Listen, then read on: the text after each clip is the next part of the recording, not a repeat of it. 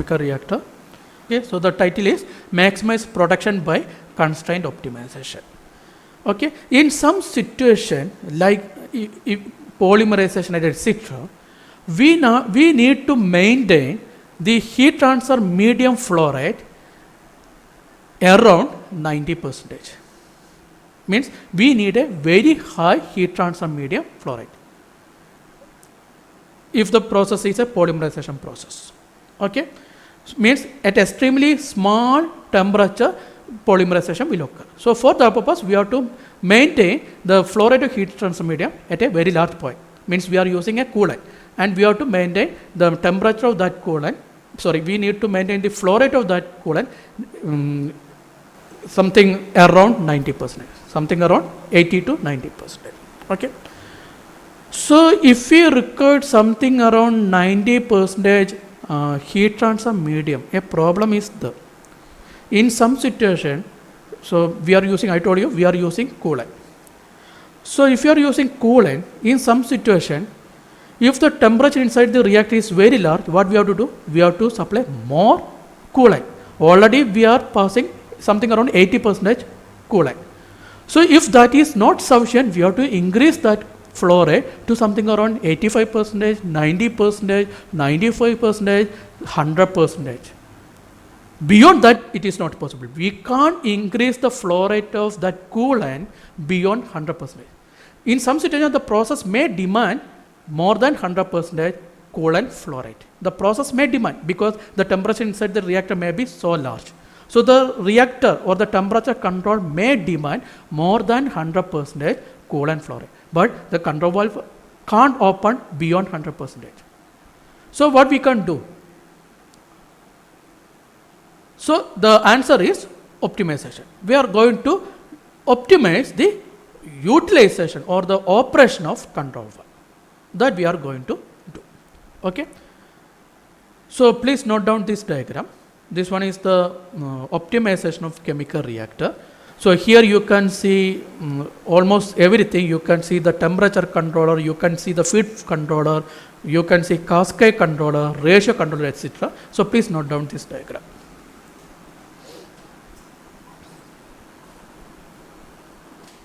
Okay, so I told you once, always we have to start from the process. So this is the process. Okay, and what we are doing basically, I told you the most important variable that we have to control is the temperature, reactor temperature. Okay, so here an assumption is made. This one is an exothermic reaction. Okay, so here you can see that the cascade controller that we discussed in previous class, that one is shown here. You can see that this one is a coolant supply. Okay, so the coolant supply is supplied into this chemical reactor through this path. Is it okay? Now this one is a temperature, reactor temperature measurement. So this one is a reactor temperature measurement, and with respect to the reactor temperature measurement, TRC is trying to control this flow rate of coolant. Okay, so this one is a process line, this red color is a process line, and this one is the basic temperature scheme that we discussed in the first class. Okay, now you can see the recirculation of coolant. Actually you can see that this is written. Okay, so here you can see an extra thing that we not discussed, that is pressure controller. Why? Because we are using coolant, and that coolant is passed to the chemical reactor. For what purpose? In order to absorb maximum energy from this reactor, because this one is an exothermic reaction, it is liberating energy, so it is emitting energy. So in order to absorb that emitted energy, this coolant is used. So normally this one is a liquid heat transaction. So after this heat absorption, we are expecting liquid here, but in real case, in practical case, we can expect some amount of vapor, some amount of liquid may be vaporized. So if vapor is present, then pressure is also an important factor. We can expect definitely vapor here. Okay, so in order to maintain that vapor pressure constant, a PIC is used. So please note, this is pressure indicator and controller. So this one is used to maintain the vapor pressure involved in the return line. Okay. So now I told you this recirculation, what is the purpose of this recirculation? This recirculation is used to maintain the process dynamics constant, or in order to reduce the variation of process dynamics, this return line is used. But so if you are using return line, so this one is a low pressure line and this one is a high pressure line, this point is a high pressure line, this point is a low pressure line. So normally the recirculation from this low pressure side to high pressure side is not possible. So in order to make it possible, a pump is used. So we discussed about all these things in last class. Okay. Okay. Now what is the second thing? In order to reduce the effect of temperature gradient, the temperature of return is also measured. So this one is acting as the secondary loop of this cascade controller. So please note, this one is a cascade controller. This combination, this one is a cascade controller, where this TRC is the master controller and this TRC is the slave controller. Okay. So the measurement of secondary controller or the slave controller is the return temperature. And in our last class I told you, we discussed about the operation and the need of this cascade controller. Okay. So I am leaving this particular thing. So now we are going to discuss about the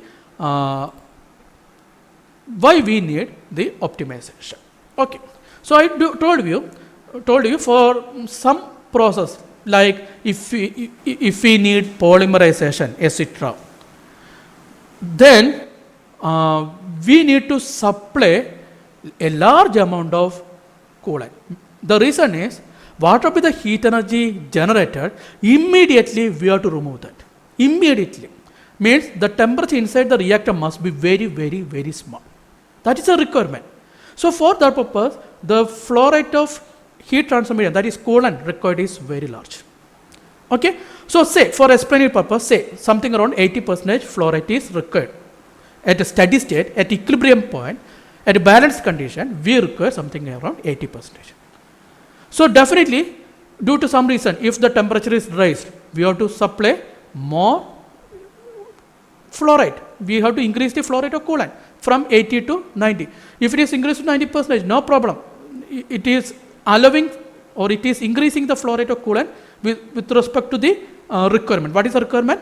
We need more coolant. That is a requirement. And the coolant supply, this mechanism is capable to supply the required value. If the set point is 90%. If this value is 90%. Now what about if the temperature is more here?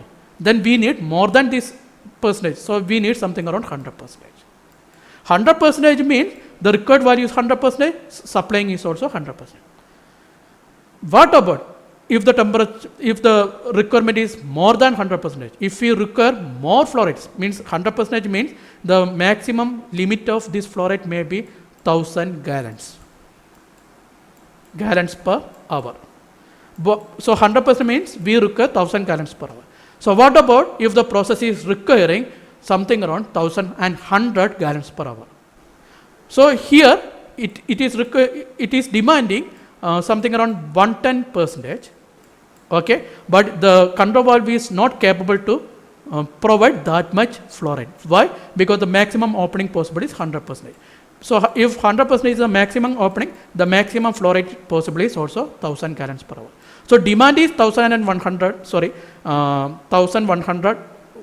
percentage flow rate, that is 1100 GPH, but it is capable to provide 1000 GPH.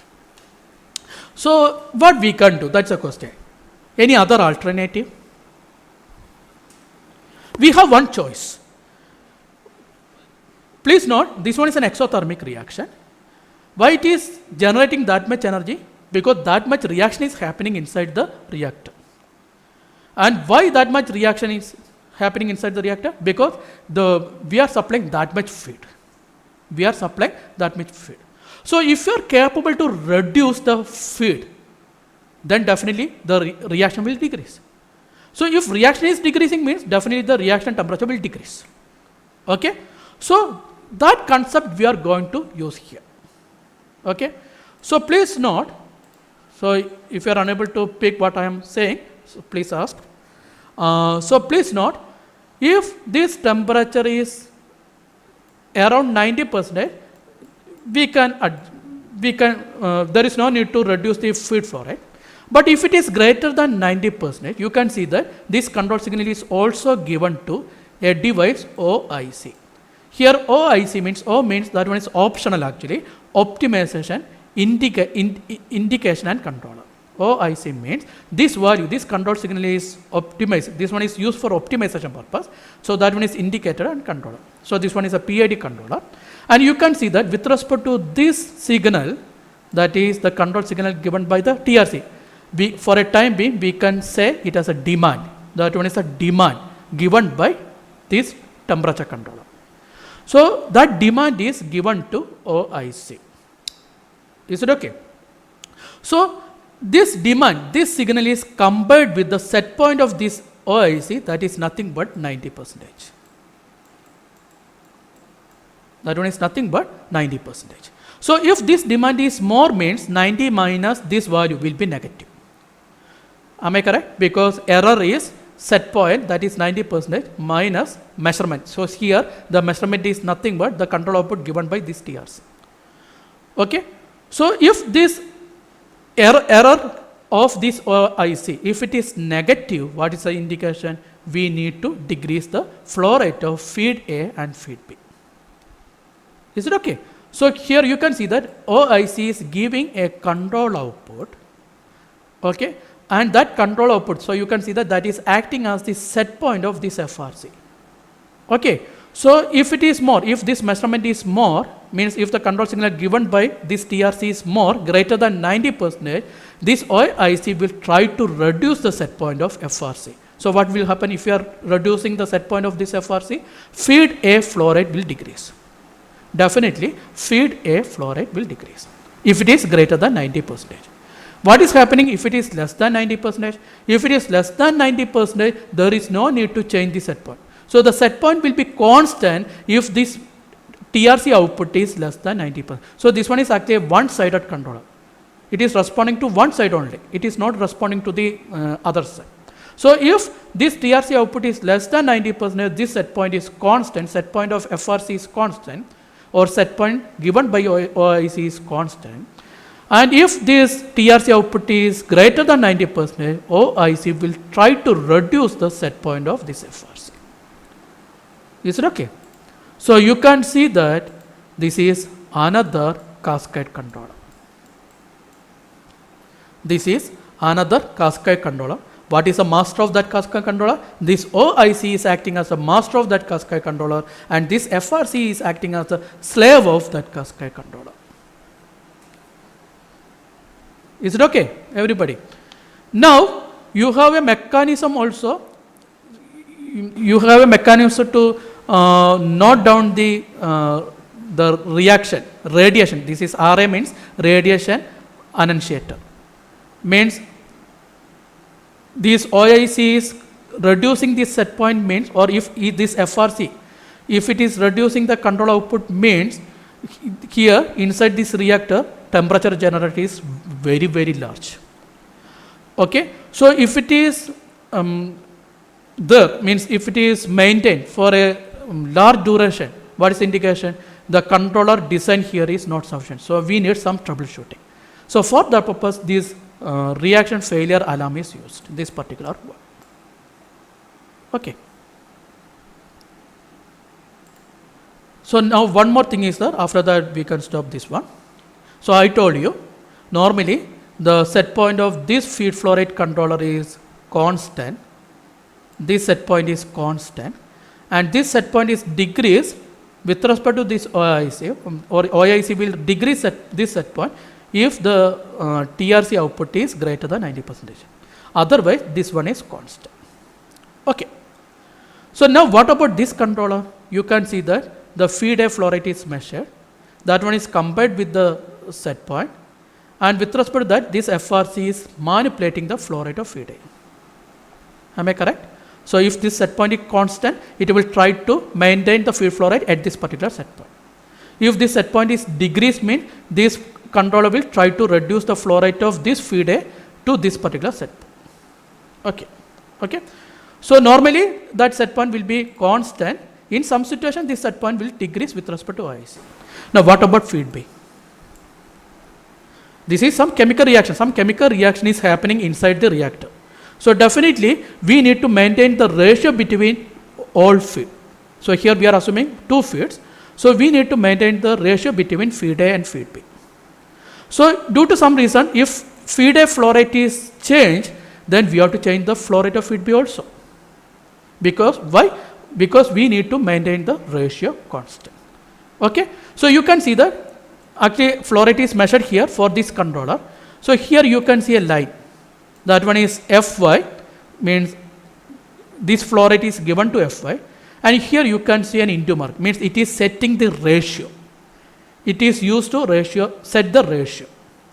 Okay, means if this flow rate is something around 600 and if this value is 0.5, definitely this value will be 300. And you can see that this 300 is acting as the set point of FRC. What is this FRC? This one is a flow rate control of second feed. So this 300 is acting as the set point of this FRC. Means the set point of FRC of second feed is changing with respect to the flow rate of first feed. That is ratio control. So please note, this combination is nothing but the ratio controller. That one is nothing but the ratio controller, which is acting with respect to the flow rate of the feed A. Okay, so feed B will change, or the flow rate of feed B will change with respect to feed A, or the flow rate of feed B will follow the flow rate of feed A. So that is ratio control. Is it okay? So that one is discussed here. So please note, this particular one is ratio controller, that is RC, ratio controller. This is not a part of optimization. Even if there is no optimization, we can use this ratio controller to maintain this ratio. So this is not a part of optimization. Okay. So the part of optimization is actually this part. This one is the optimization controller.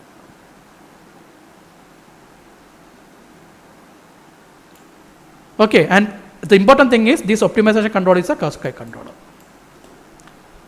Okay, and we have one more cascade controller, that is this one. This is the primary cascade controller used for temperature control. So any doubt? I am stopping here. Any doubt?